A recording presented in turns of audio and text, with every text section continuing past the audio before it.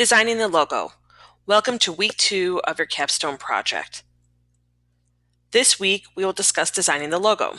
We will look at the look and feel of the logo, using color, using typography, logo design tips, and creating effective letterheads and business cards. The look and feel of a logo determines how the logo is accepted, understood, and how it impacts the consumer. Abbott Miller said, "Look is defined by color, scale, proportion, typography, and motion. Feel is experimental and emotional."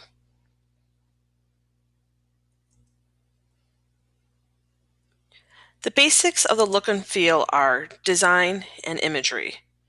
Design, which is the overall direction and shape in which the logo will take. Imagery. Remember, when looking at imagery, you need to consider the style of the imagery, whether it is photography, illustration, or icons. Sensory. This is when our senses are impacted by the design. It is affected by touch, sight, smell, or sound. How the information is shown to us as well. Color palettes. This is when we must determine the psychology of color choices as well as their impact and interaction with each other. The look and feel of logos basics also has to do with typography. Typography can make or break the design. Type communicates both visually and emotionally. Choosing the right type is critical to the success of the design. Using color. Companies rely heavily on their colors to sell and distinguish their brands. When possible, they prefer to manufacture their own colors. For example, Coca-Cola and their signature red, they manufactured their own red. Coca-Cola chose a color which is now known as Cola Red to set itself apart and distinguish itself from the other companies. Its rival Pepsi chose blue as to not copy and to set itself apart.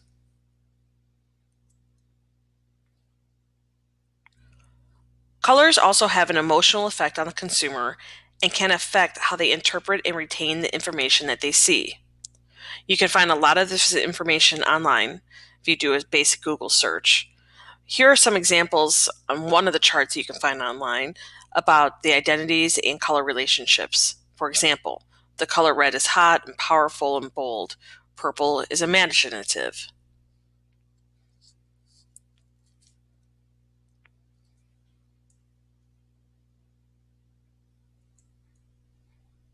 Here's another chart that also looks at notes of interest on a particular color.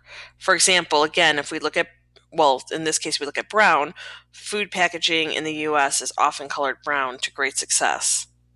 In Colombia, brown discourages sales, so we can see that color choices can greatly affect the impact of our identities.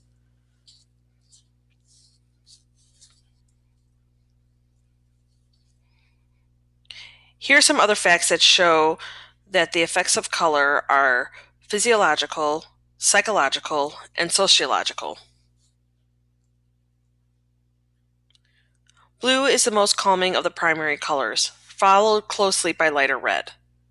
Test takers score higher and weightlifters lift more in blue rooms. Yellow evokes cheerfulness. Houses with yellow trim or flower gardens sell faster. Reds and oranges encourages diners to eat quickly and leave. Red also makes food more appealing and influences people to eat more. It's no coincidence that fast food restaurants almost always use these colors. Pink enhances appetite and has been shown to calm prison inmates. Blue and black suppress appetites.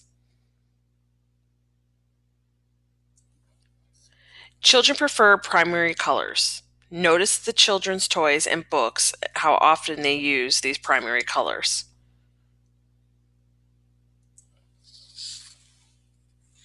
Forest green and burgundy appeals to the wealthiest 3% of Americans and often raises the perceived price of an item. Orange is often used to make an expensive item seem less expensive. White is typically associated with cool, clean, and fresh. Red and black are often associated with sexy and seductive notions. Black is associated with elegance and sophistication. It also seems mysterious. Questions to ask about color. Well, one is, what color do you like? What color represents your brand's personality? What color suits the characteristics of your product or service? And this probably will require you to do a lot more research as to what colors would best suit products and services that you are unfamiliar with. Remember that color is not tied to a particular industry, so go with what works for your brand's mission and goals. You do not have to choose just one color. Oftentimes, many colors can reflect the variety and goals of a brand. Consider cultural impacts. With brown, different countries react differently to color, as I mentioned earlier.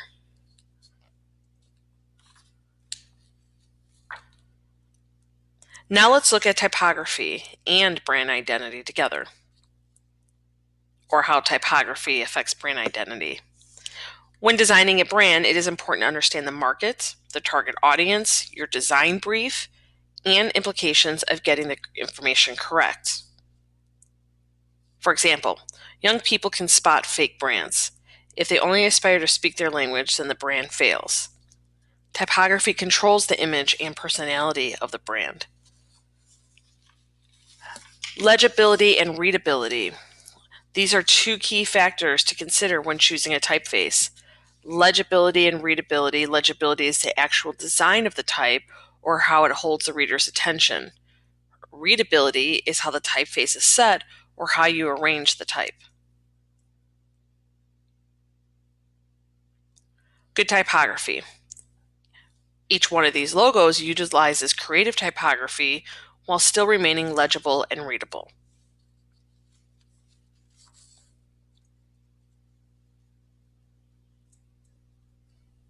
These are all examples of logos with poor type. Applying effects or overlapping information leads to poor legibility and readability. A good logo or brand has clean vector type, void of any effects or awkward layouts. So then how do you choose the right type? You want to choose typefaces that contain the following: consistent characters, legibility, spacing, kerning, even color and texture. A good rule of thumb is to go through 50 or more typefaces. Go to a calligrapher or try your own handwriting. The best logo designs have been created from scratch where the design created a new and unique typeface. Consider type families. They allow you to use a wide range of typefaces while keeping a unified look to the design. Let's go over do's and don'ts. Let's start off with what we can do. First, start small and then go bigger. Start with a few typefaces and then keep exploring. Consider how your type will look at any size. Look for a typeface that has the personality and falls in line with your company's position and mission. Be different from your competition. Let's go over the don'ts. First, don't think decorative is always better. Don't choose type with delicate thins and extreme thicks. Type with high contrast loses readability on certain backgrounds and at different sizes. Don't distort the type. This is never accepted. Often students will distort type when they change the size of the text box in our software and it smushes horizontally or vertically. This is never accepted. Altering the letter form is, but never stretching or pulling the original type. Don't use the default kerning. It's up to you, the designer, to make sure that the letter space is even. Not all typefaces are designed correctly. In fact, most will have to rely on the designer to do at least a little bit of kerning.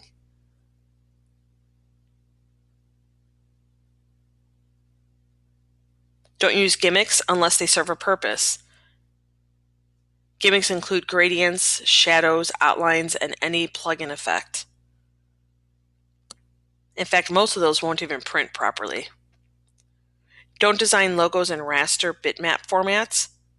It must be in a vector format. And you have the software and are supposed to be using the software in this program that supports this. Don't ever use clip art. You know you can be more creative than that. Don't use it. If you do use it, if you have to, make sure you're altering at least 70% of it to make it original. Even so, you might be in violation of copyright laws, and it's up to you, the designer, will be the one that has the consequences of violating copyright laws. It's not original. You have the resources and tools now, being a student in this program, to create your own work without having to take somebody else's work.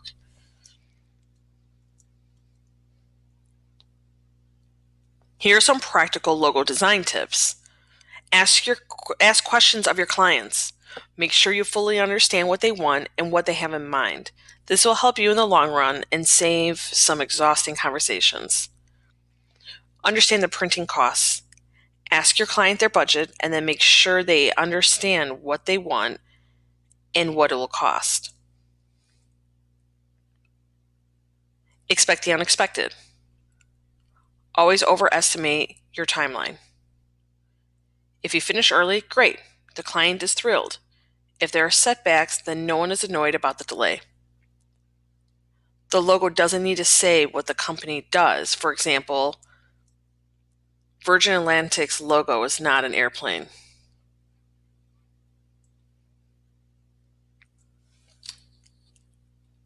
Not every logo needs a mark. Sometimes just professional clean type is the right choice. Don't feel like you always have to create a symbol or a graphic. Don't neglect your sketch pad. Sketching is a crucial part of any design development. It saves time and allows you to flush out all ideas before moving digital.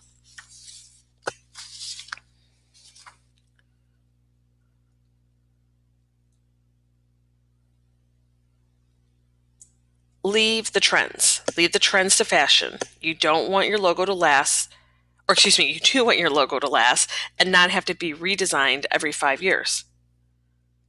Avoid Photoshop. While Photoshop is tempting and you'll find a lot of information on the internet on how to create logos in Photoshop, leave Photoshop to the photos. Logos should be vector. You know which software you should be using for vector by now in this program. That would be Adobe Illustrator. Your logo also has to work in black and white. If it works in black and white, it will work in any color.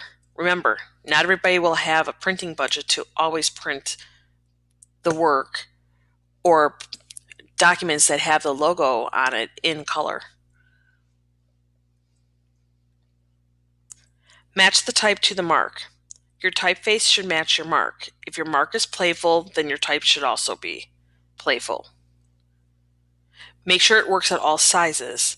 It is vital that your logo works just as well on a business card as it does on a billboard, which is another reason why it needs to be vector, because vector files can be small or big and still look crisp and clear, while raster-based images that are made in Photoshop cannot. Whether or not you're using vector or raster, even in vector files, sometimes when you make the logo small, it doesn't look as good as when it's on a billboard or even on a piece of letter size paper because of the strokes and the fills and the other elements you used. So you need to inspect your logo to make sure it looks good at any size. Also, another thing to look at is, does it work in the reverse? Make sure you show your client the logo on a dark background. You never know when it will need to be reversed.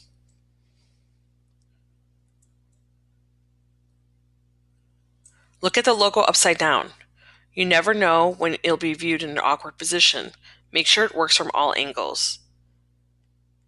A logo is not a brand. A brand is a whole that represents the mission of the company, its history, people's perceptions, and so on.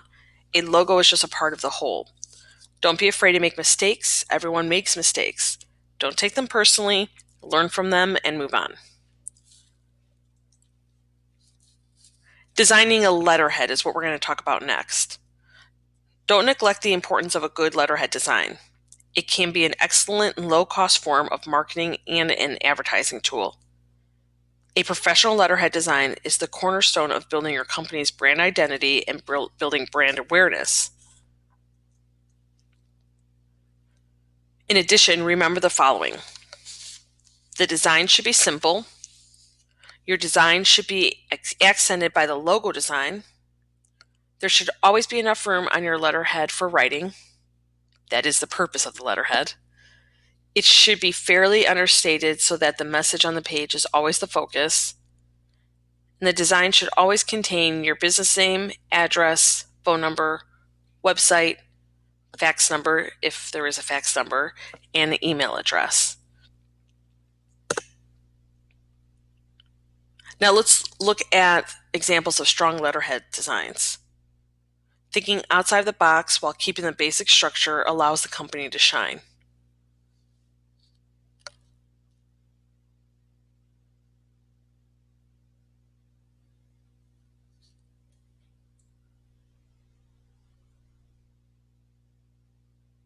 Make sure to consider the paper. Often flooding the background like this can be risky, but done well, it can be a success.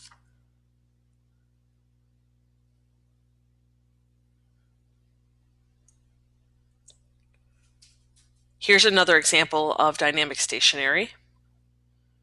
Look how the pieces fit together as part of this package design.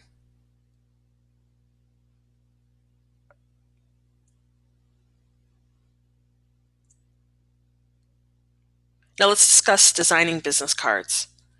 For such a tiny thing, business cards can make a huge impact. The business card is a portable marketing tool.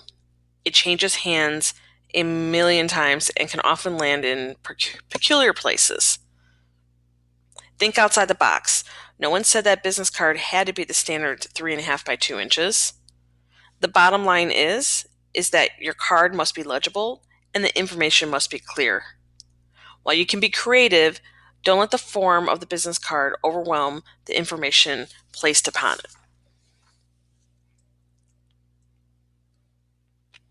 Here are some business card examples. This first card opens up into a booklet. The second is a chocolate tasting company out of Oregon. Many times, unusual things can make a big impact.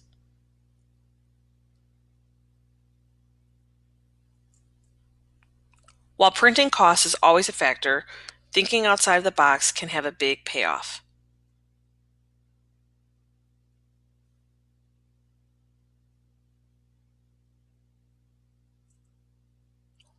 Oftentimes, simple things like a punch or a fold can provide an inexpensive wow factor.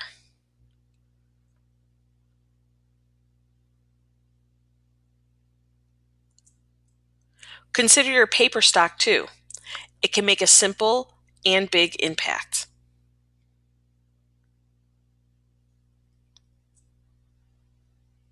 This concludes this lecture, but we covered a lot. We discussed designing a logo, the look and the feel of a logo, color, typography, logo design tips, and creating effective letterheads and business cards.